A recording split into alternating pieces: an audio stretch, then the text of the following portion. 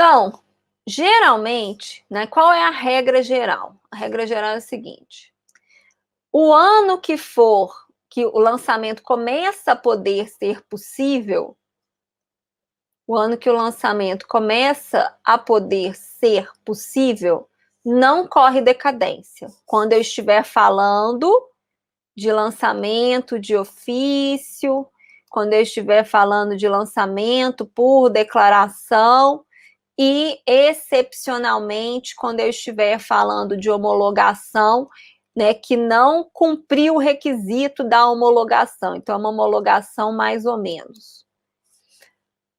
No ano em que o lançamento poderia ter acontecido, não corre nada. O prazo decadencial começa a correr do primeiro dia do exercício subsequente. Então, se aqui nós estamos diante de 2020, aqui seria 2021 e assim sucessivamente. Geralmente, o lançamento já pode ser feito no ano em que acontece o fato gerador. E, portanto, né, se a gente for simplificar a regra, é o primeiro dia do exercício subsequente, ou seja, o primeiro dia do ano seguinte ao do fato gerador. Entretanto, excepcionalmente, é possível que eu tenha o fato gerador em um ano, mas o lançamento não possa acontecer naquele ano. Por quê? Porque o lançamento depende de outros elementos distintos da simples ocorrência do fato gerador. O ITCD aqui é o exemplo típico. Por que que o ITCD é o exemplo típico? Porque o fato gerador do ITCD é a morte. A sucessão causa mortes. Mas para que haja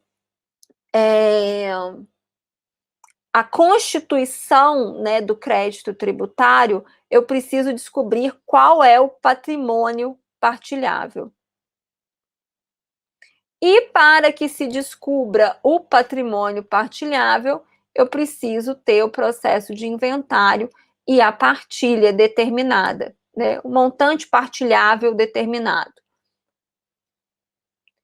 E, portanto, só quando eu tenho esse montante partilhável é que eu posso começar a considerar, né, a eventualidade de correr um prazo decadencial, né, em termos do ITCD, porque só a partir desse momento é que o lançamento começa a poder ser possível, quando eu tenho montante partilhável, e aí vou aplicar a regra.